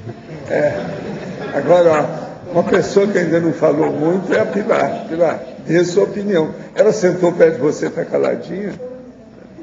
Pois é, porque eu estava tentando ver se era o meu tempo de entrar no script de hoje, né? E trazer, então, o meu papel aqui de acompanhar, assim, e aprender muito com a Dulce. Mas o que eu acho importante, o que foi já colocado, é que o próprio ator perceber quando foi dada a dica para ele entrar a deixa com o seu personagem, viu, Arlindo? A hora que é necessário entrar. A hora crítica. Na multidimensionalidade e outra coisa, cenográfica, como diz no Exército, a hora é em cima da hora. Antes da hora não é a hora, nem depois da hora é a hora. Tem que ser em cima da hora. A deixa tem que ser naquela hora. Por isso que antigamente havia os pontos. Hoje em dia tem um negócio no ouvido. Mas antes ficava naquela caixa. É um egoísta aqui dentro para ouvir, né? O ponto. Porque o ponto antigamente era uma caixa. Que ninguém via, que estava escondida na frente. O cara esquecia. Tem que falar o nome. O nome da pessoa, ele não está sabendo. Então ele falava fulana, né? Ou então, melindrosa. Fica esperando no diálogo, né? Fica esperando a palavra que é para poder entrar e dialogar, fazer o seu teatro. Agora, hoje eles já evoluíram mais o teatro, já não tem mais ponto do jeito que era aquela caixa. E só o ator que via, ninguém via quem é que está falando, nem nada. Agora, de vez em quando o cara falava à vontade, fazia careta, fazia tudo. O cara lá dentro do ponto era mais ator do que o outro do palco. Para ver se passava a ideia, não adiantava nada. Agora, hoje eles estão com um ponto no ouvido, quando esquece. Pessoa que tem pouca memória. O ator tem que ter uma boa memória, senão ele não decora nada, né? As dicas, a deixa, o papel dele. Professor Walter, aqui no B. Queria fazer uma pergunta dentro da área da mental somática, né? Há muitos anos, numa tertúlia, você comentou um passant que todo o parapsiquismo reunido gerava o conscienciês, né? Que toda expressão parapsíquica é um pensamento desconscienciês, né? Você pode aprofundar esse... O caso todo é o seguinte, no conscienciês acaba os processos todos de símbolo que existem nisso. Então, os símbolos, os signos, a situação toda que tem. Então, vem a telepatia pura do conteúdo da ideia de um paracérebro para o outro paracérebro. Agora, isso tem que aperfeiçoar com o tempo, porque a coisa mais difícil que tem é você pensar sem signo, sem nada. Então, você começa a ter um pensamento in situ. Ele está dentro da realidade, entende? Isso aí nós temos dificuldade de entender. Então, o conscienciês, na maior parte do tempo, para a pessoa entender, ele ainda está dentro da mateologia. Ainda não é um conceito que você possa abrir o jogo e explicitar isso com racionalidade na prática. Agora, veja bem, a hora que tira o signo, como é que fica isso? Agora, o que é engraçado é que há uma tendência de fixação do conscienciês. Então, por exemplo, a nossa memória, você esquece com muita facilidade o que é apenas de forma. A parte formal, a palavra, por exemplo. Mas, às vezes, a vivência daquele ato você não esqueceu. Entende? Você, às vezes, lembra o que é, mas não lembra qual a palavra que compõe, que significa aquele ato. Outra hora, você vê uma pessoa, você lembra dela, sabe tudo. Lembra até do temperamento dela, detalhes do temperamento, da personalidade, mas não lembra do nome. Entendeu? Isso, então, mostra que nós temos, a nossa tendência é essa. Você esquece primeiro da coisa superficial que não mexeu com você. Agora, aquilo que você vivenciou, que mexeu nas suas entranhas, lá dentro da sua intraconsciencialidade, você fixa, você retém. O problema holomnemônico, a holomemoriologia fixa aquilo. Então a gente pode dizer que a rigor o parapsiquismo puro é assimbólico. Tudo está caminhando. O parapsiquismo, a mentalidade da pessoa, o modo dela saber, a erudição dela, a cultura, o nível intelectual que ela está alcançando, ela está caminhando para o consciencialismo. Entende? Vai chegar um ponto, então, que aquele conhecimento fica íncito, praticamente quase que imanente dentro do micro-universo consciencial da pessoa. Aí ela tem muito mais conhecimento das coisas. E é isso aí que nós achamos, que existem determinados atributos do serenão que nós ainda não temos. Atributos mentais que eu estou falando. Grandes recursos que a gente tem mentais somáticos, quer dizer, do ponto de vista lógico e racional, como atributo mental da pessoa. Nós ignoramos. Por isso que ele tem que começar a pensar na transafetividade, está entendendo? Esse processo todo. Pouco a pouco, todos esses conceitos, construtos mais evoluídos, mais avançados. Quando a gente começa a raciocinar sobre isso, nós estamos no caminho do consciencialismo. Agora, o consciencialismo, a pessoa começa a ter a vivência disso com o fenômeno da cosmoconsciência. Quando expande o processo da cognição da pessoa durante um transe fenomênico, parafenomênico maior. Isso às vezes ocorre. Agora, aquilo vem pouco a pouco, porque não pode vir de uma hora para outra. Se aparecer um transe muito profundo, abala a pessoa, ela fica biruta aí de uma hora para outra. Tem que ir pouco a pouco. Entendeu? Isso é pior do que fazer uma cirurgia do cérebro. Porque é a cirurgia, no caso, intelectiva, daquilo que a pessoa percebe, daquilo que ela entendeu, a cognição dela, o conhecimento, entendeu? O entendimento do processo. Professor Valdo, letra C, sua direita. Tudo bom? Eu queria apresentar uma amiga que se tornou amiga há meia hora.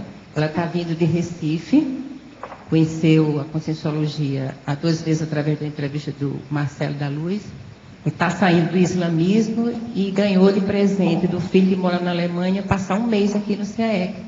É a Valdete. Boa tarde.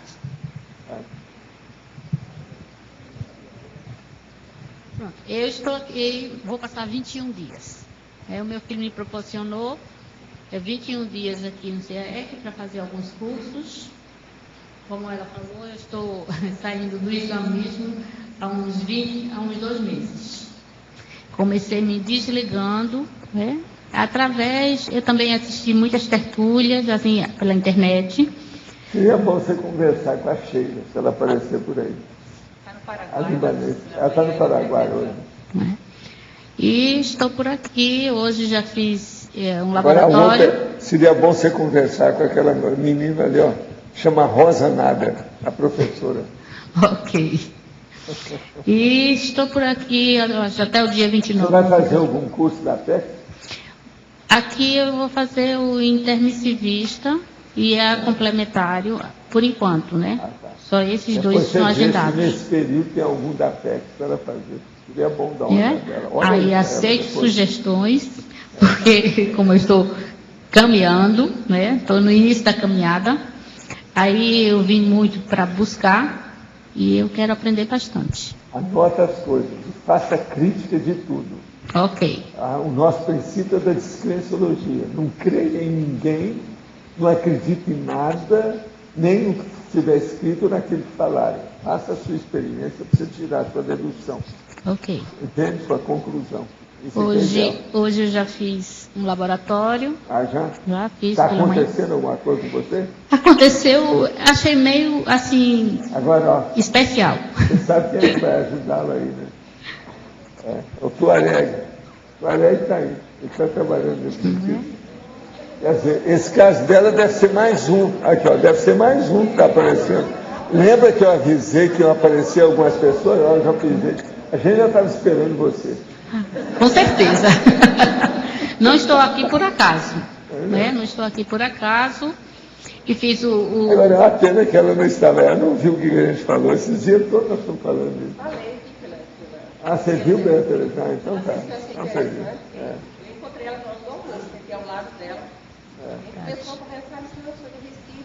E o Tuareg apareceu, nós avisamos tudo aí, ó. Vem gente aí, islâmica, tá, muçulmano. Eu falei tudo aqui. Foi, meu filho acertou tudo de lá da Alemanha, né? Que ele está fazendo mestrado lá. E conheceu a Conscienciologia, eu acredito, um ano e meio mais ou menos. E então, ele começou me passando vídeos e eu conheço um monte de pessoas aqui através das tertúlias. Conheço ela, né, o senhor. Agora, por nome, eu não conheço muita gente, né, mas de fisionomia eu conheço bastante. E eu assisti várias entrevistas e assisti tertúlias, meus verbetes, assim, eu assisti. A casa é sua. Vamos trabalhar. Obrigada. Você tem 3 semanas. Obrigada. Professor, aqui o meu filho é Jim Jones. O meu filho é Jim Jones e ele... Professor, aqui. Ele está fazendo. Aqui. Onde que é? Aqui. Eu queria saber como é que ocorre o processo de ressoma. Quando que ocorre e como ocorre? De ressoma? Isso. O caso é o seguinte, tem as consciências a partir do evoluciólogo que orientam determinados processos. Quanto mais avançada seja a consciência, ou quanto mais sério seja a vida que ela vai ter, mais eles trabalham os detalhes da vida da pessoa. Agora, quando o negócio é de cambulhada de qualquer maneira, que a pessoa tem muita besteira que ela já fez, vem de qualquer maneira igual bicho. Mas então durante renasce sem muito estudo, muito planejamento, sem nada. Durante a gravidez da mulher, quando ocorre a ressoma, que a consciência entra no se dá a partir do processo do espermatozoide com o óvulo. A hora que junta é que o negócio começa. Desencadeia através disso. Agora, a pessoa lá, a consciência, ela se junta. Quanto menos evoluída ela seja, mais inconsciente ela fica. Então, esse período é como se ela entrasse no estado de coma. Você tem ideia? Entende? A maioria é assim. Agora, por exemplo, se é um serenão, ele já sabe tudo, ele já ajuda a mãe, ajuda o pai, ajuda o ambiente, ele tem lucidez, ele não perde a lucidez. Ele sabe tudo daquilo. Você está entendendo? Mas esse é o serenão. Tem que ver como é que é. Vamos estudar, é por aí.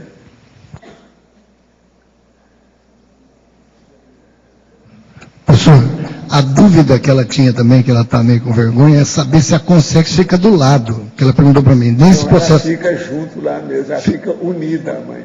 Não, antes de ser a ressuma... Quase sempre, se ela tem consciência, se é gente boa, ela fica naquele ambiente, às vezes estuda aquilo até anos.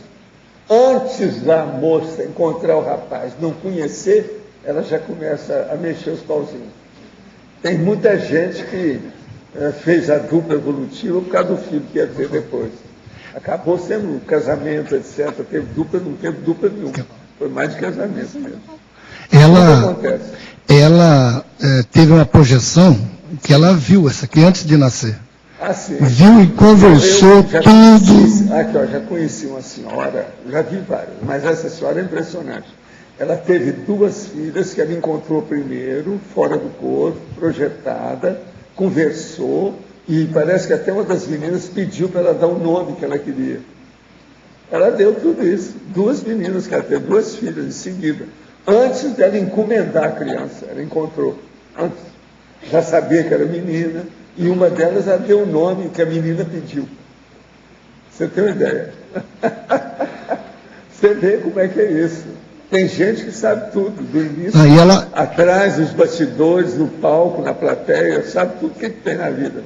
Aí ela ainda falou, nós vamos ter mais uma menina. Ficou falando e veio ela realmente. E essa cantora da Bahia, essa loira, não me lembro o nome dela agora, Cláudia Leite, ela está grávida, né? E disse que a filhinha dela também teve uma visão lá, que o filho era para ser Rafael, e que o nome dele ia ser Rafael, e que ele gosta do nome de Rafael. Quer dizer, uma criança tendo uma intuição da outra, talvez, né? Deve ser gente e ela vai botar o nome de da Rafael. mesma afinidade, às vezes isso é possível. É a mesma Interessante. afinidade. É gente junta. Agora, Dulce, muito bom o seu trabalho. Nós esperamos mais quantos? 500? É os 500, tá certo? Assim, ó, como diz a Cátia. Assim, tá certo? Os nossos comerciais, por favor. Obrigada. Vou pedir, pessoal, por favor, fiquem a deixar objetos pessoais aqui no tertuliário, igual que garrafas, copos, papel de bala, celulares, óculos, laptop, iPad e tudo. Por favor, olhem bem. As pontuações da tertúlia de hoje foram 210 assinaturas no livro de presença, 22 perguntas presenciais e 12 perguntas respondidas online. Hoje temos 5 recados. Watson, evento IAC, Shader, curso TENEPS, Lindomar, Holoteca, Cláudio, debate CAEC e Rosângela, primeira jornada internacional de consciência ou metrologia. E antes, Fernando vai falar sobre os amigos da enciclopédia. Boa tarde a todos. Informar ao pessoal do IPC, que está no evento do IPC, que tiver interesse em fazer a assinatura do programa Amigos da Enciclopédia, ou fazer a renovação da assinatura, basta procurar a Sônia Ribeiro lá no local do evento, a Sônia, e ela atende vocês lá e preenche a ficha, ou fazer na recepção do CAEC ali, né, 10, 18 horas, ou procurar a gente aqui na saída do tertuliário também, no hall do tertuliário. Nós temos condições de encaminhar para vocês e dar apoio para fazer a assinatura. E também amanhã nós teremos sorteio mensal do programa Amigos da Enciclopédia. Vamos sortear 2 cursos e um livro. Obrigado. Olá a todos, boa tarde. Estou aqui em nome da IAC para convidá-los para a viagem de 2012, que designamos como Túnel do Tempo. São 4 países que serão contemplados nessa viagem de outubro deste ano. Itália, França, Finlândia e Portugal. Itália, França e Portugal serão retrocognitivos, pesquisas retrocognitivas. Finlândia, um olhar no futuro da conscienciologia. Algumas das cidades que serão contempladas nessa viagem: Roma, Pisa, Florença, Veneza, Verona, Milão, Paris, Helsinki, Porvo, Lisboa, Évora, Estremoz. Então, estamos aqui convidando a todos aqueles que querem ler uma biblioteca em 20 dias, porque uma viagem dessas equivale a uma biblioteca lida. Estão todos convidados, ainda temos algumas vagas para a viagem deste ano. É só entrar em contato com a IAC através do e-mail brasil@iac.org.br brasil@iacworld.org. Repetindo, brasil@iacworld.org. Esperamos todos vocês nesta viagem que será um marco na vida de cada um. Obrigado. Boa tarde, pessoal. Eu gostaria de convidá-los a participar aí do mega compromisso parapsíquico interassistencial, que é o curso de TENEPS, que vai ocorrer no dia 24 de junho desse mês, tá? Às 18h30, no discernimento. As inscrições podem ser feitas e, claro, buscar informações também a respeito do e-mail acip@acip.com ou pelo telefone 2102-1421 ou também diretamente aqui na CIP, quem estiver em Foz, tá?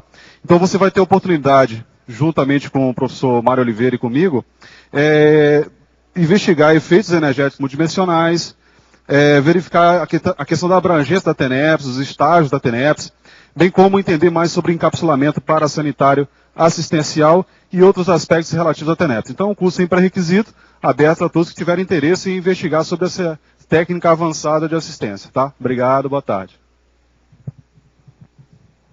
Boa tarde, pessoal. Estou aqui para convidar todos para a abertura noturna da holoteca. Hoje a holoteca fica aberta até às 21h30. O pessoal de fora de Foz que está fazendo os cursos aqui pode estar visitando a holoteca. Teremos aula hoje com o professor Pedro Mena a respeito da videoteca. Os filmes, os documentários, os cursos antigos da Conscienciologia, um apanhado geral sobre a videoteca. Então, a partir das 18 horas, a aula do professor Pedro e a holoteca até as 21 horas. Estão todos convidados. Boa tarde a todos. Todo domingo o CAEC abre espaço para debates. E amanhã, às 15 horas, nós teremos, então, um debate sobre autocriticofilia, no Salão Verde, do lado onde era o restaurante, do refeitório do CAEC, onde era o Salão Verde. São apenas 25 lugares, será às 15 horas. E o tema autocrítica abre também para a divulgação da jornada de conscienciometria que a Rosângela vai divulgar agora. Compareçam todos. Obrigado. Boa tarde. A equipe Conscius convida a todos para participar da primeira Jornada Internacional de Conscienciometrologia, que acontecerá de 6 a 8 de julho. Essa jornada está com diversos artigos, conferências, trazendo debates, questionamentos sobre o conscienciograma. Nós temos 3 conferências falando sobre o Conscien Cobaia, a desdramatização da conscienciometria. Esse ambiente de interconfiança que a conscienciometria está proporcionando para todos os intermissivistas. Venham participar, conferir de perto a jornada. Mais informações, vocês podem acessar o site da Conscius, www.conscius.org.br. E também pelo telefone DDD 45 3525 2652, que é do CAEC, para informações e inscrições. Obrigada. O verbete da manhã é Censo de Orientação Existencial, especialidade Evoluciologia, autora professora Adriana Lopes. Obrigada e boa tarde a todos.